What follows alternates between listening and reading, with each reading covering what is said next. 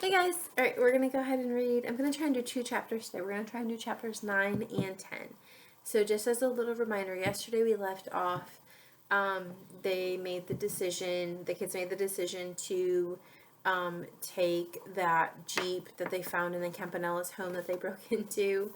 So they're going to take that Jeep, and it sounds like they're going to head to Jackson Hole, Wyoming, to try to find the other person that, that billionaire lady that helped pay for Project Osiris. They're hoping to use her as a witness to then go to the police about Project Osiris and everything. Okay, so chapter 9 is from Eli's perspective. Felix Frieden, Felix Hammerstrom, stands at the head of the table. His steely gray eyes every bit as cold as I remember them. He's under tight rein, but I can tell how mad he is. They're in the conference room of the Serenity Plastic Works, a factory that's supposed to be making traffic cones, but is really the headquarters of Project Osiris. 11 whiteboards stand in a semicircle, each one covered in notes and photographs telling the life story, so far, of 11 clones. He slaps the pointer against my picture. We gave them everything, he says with barely controlled fury. The gift of serenity, all the tools to overcome the criminality of their basic nature, and this is how they repay us. Steve Bartel, Tori's father, is almost in tears. My Tori would never do this. She loves us, and I know we love her. It's the evil influence of one of the others. His eyes flashed to Dr. Bruder, Malik's father. Dr. Bruder cocks a brow. Aren't we getting a little emotional over something that is, after all, pure science? The whole purpose of the Osiris experiment is to determine if the subject's immoral natures will overcome their serenity upbringing. Now we have our answer. They've broken into a house, taken what they needed without a second thought. They're resourceful, ruthless, and fearless, with no loyalty to anyone but themselves. They have all the attributes of the DNA that created them, and they've shown that they won't hesitate to use those talents in ruthless pursuit of their goals. Are you saying, asks Mrs. Laska, that the experiment is over?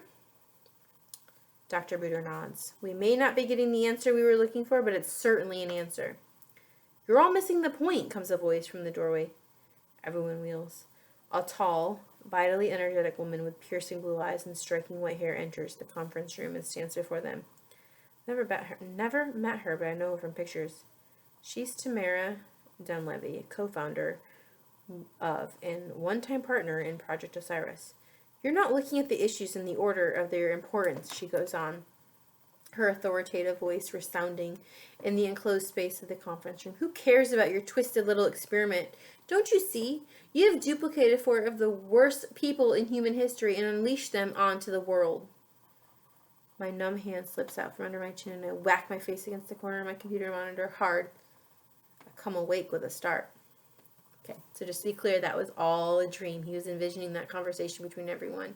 Eli was, that was a dream. Light floods the master bedroom through the Venetian blinds. Morning. I must have spent the night hunched over the computer. My body feels it in every joint. Blake is still asleep on the bed. I don't know where the girls are. I shudder as my dream comes back to me. I never want to think about Felix Hammerstrom again, but that doesn't stop him from invading my head every night. I see his frozen face, which is the closest thing to parental love I'll ever know, in the photo of my dead mother who never existed. This is the first time the nightmares have included Tamara, though. It's already shaking my belief that going to find her is the right thing to do.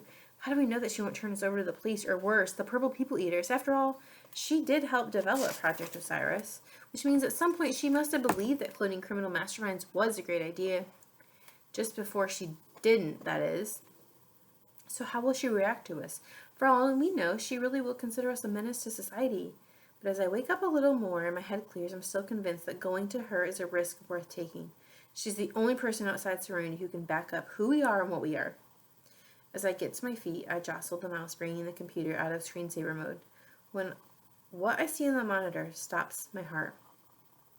It's a pop-up alert from the airline that the Campanellas flight from Honolulu arrived at Denver Airport 6 minutes early at 7:44 a.m.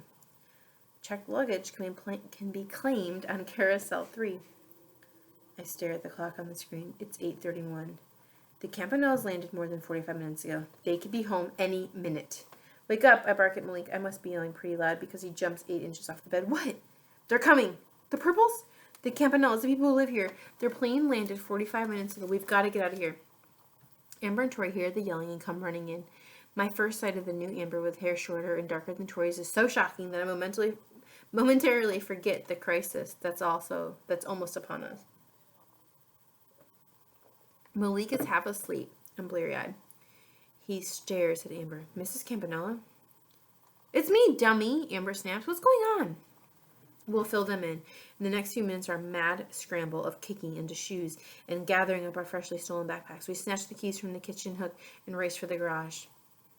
The girls pile into the back of the Jeep. Malik and I take the front with me at the wheel. We try every button and switch looking for the garage door openers, starting the wipers, the washers, the high beams, the fog lights. Finally, Malik locates it rubber banded to the sun visor. He presses the button and the door begins to rise. Oh, gosh. Okay. I watch it through the rearview mirror. It reveals the last thing any of us want to see. A taxi is parked at the curb, and the Campanella family is piling out, retrieving their luggage. They stop what they're doing and stare open-mouthed at their garage. Hang on! I throw the Jeep into reverse and stomp on that gas pedal like it's a venomous spider. The car shoots backward down the drive, clipping one of the suitcases, which bursts open, hurling clothing up into the air. A Hawaiian grass skirt comes down on the windshield, and Malik tries to brush it aside with the windshield wipers. The dad of the family is sprinting toward us now, bellowing in fury. I stomp on the brake, throw the car into gear, and we take off with a squeal of tires. I have to swear to avoid Mr. Campanella and jump the curb, flattening his mailbox. By the time we turn the corner out of sight, he's already on his cell phone. Calling the cops, Malik guesses. I get up to speed on the main road, keeping my eyes peeled for a freeway entrance from this neighborhood, away from this neighborhood. Listen, you guys, I toss over my shoulder. In another minute, this car's license number is going to be all over the police radio as stolen. There's no way we can drive it into Jackson Hole. Amber pounds on the back of my seat. We have to ditch it. Not here, Malik counters. They're looking for the car, but they're looking for us too. We'll be 4 morons wandering on random streets just waiting to be arrested. I make a snap decision. The bus station. In downtown Denver. This from Tori. Isn't that too risky? There are more cops there than anywhere else. Not necessarily. We'll separate so they'll never see 4 of us together. They don't know what we look like and they won't recognize Amber. Then it's on to Jackson Hole by bus. There's only one problem, Tori says. If they find the Jeep near the terminal, they'll know we left town on a bus. They can radio every driver and ask about 4 kids. They won't find the Jeep near the bus station, Malik promises. What are you talking about? Of course they will. He grins. Just get us to the bus station and leave everything else to me. I have absolutely no idea where I'm going, but the Jeep's navigation system is easy enough to follow, and soon we're headed downtown on the highway. I can't tell you it's a breeze. We spend most of the ride in stiff-necked misery, scouring the road for police cars. We even spot a couple. Luckily, they're too far away to notice us. At one point, we hear a siren, and I nearly drive up a telephone pole, but it turns out to be an ambulance. False alarm. When we reach downtown, the traffic thickens, and so does the tension. Pedestrians and fellow motorists can see right into our car. In my mind, our license plates are the size of billboards, pulsating with neon message. Stolen car. Arrest these kids. If we're going to get caught, it's sure to happen here and soon. And then the bus station is looming on the right. What now? I ask Malik. Drop the girls here, he instructs. We'll meet on the platform for the next bus to Jackson Hole. Tori's anxious as they climb out of the Jeep. What are you guys going to do?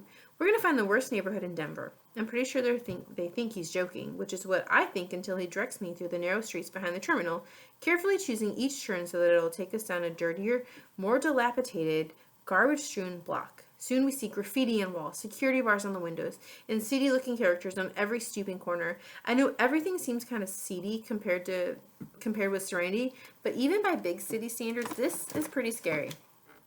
Are you sure you know what you're doing? I asked nervously. This looks like a really dangerous place. Probably Malik agrees, his voice nervous but determined.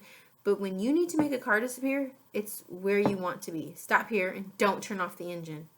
But why? He shuts me off with a look. Just follow my lead.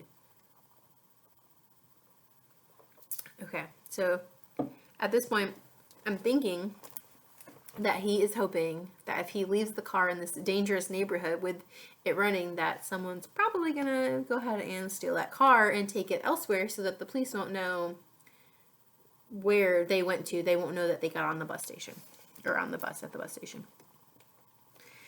We get out of the car, leaving the keys in the ignition and the motor running, and begin to hurry up the block. By the time we reach the corner, there are already 2 figures circling the Jeep. They're going to steal the car, I hiss. That's the whole idea, he says. By the time the cops find it, it'll be miles from the bus station and we'll be long gone. Those poor Campanellas. What do you care, he demands a little peevishly. They already know their car was stolen. They watched us take it. What's the difference does it make if we keep it or pass it on to the next crooks? Next crooks. My stomach sinks further. I'd hate to meet the guy you're cloned from. He's old news, Malik scoffs. He's rotting in jail somewhere. I'm the one you have to worry about, and I'm just starting to get the hang of the outside world. Sometimes Malik scares me. All right, that's the end of chapter 9.